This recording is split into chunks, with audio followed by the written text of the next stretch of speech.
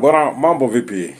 Lamine Yamal wa Afrika Mashariki kwa maana ya Alan Okello kutoka pale klabu ya Vipers na timu ya taifa ya Uganda The Cranes, kwa asilimia 90 kusajiliwa na timu ya Young African wananchi kutoka Tanzania.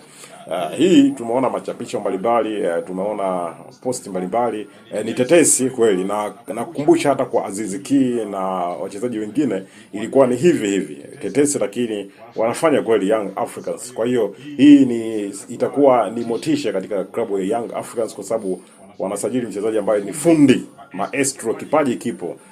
Atakuwa anacheza na kina Prince Mfumela Dube, Pacome Zouzoua sambamba na Maxi Mpia Nzengeli. Kwa hiyo tumeona hata video mbalimbali zilikuwa zinaonyesha kwamba rais wa Young Africans Engineer Harris Said sambamba na rais wa Vipers wamekutana kulizungumzia hili swala. Anaitwa Lawrence Murindo, kama wanavyoonyesha video hii hapa. I'm happy for you. Thank you so much. And you here. All the best. Yeah. Kwa hiyo wananchi wako serious. Kwa hiyo shout out sana kwa wananchi, kwa sababu wamevuka katika ile hatua ya kuleta wachezaji kwa kubeti. Wanamface mchezaji hapa Afrika kwamba tunamtaka mchezaji fulani. Kwa hiyo huku ni kukua kimpira. Mpira wetu wa Tanzania unahitaji hivyo. Kwa hiyo congratulations Young Africans kama watafanikia kwenye hili swala. Usahau kusubscribe.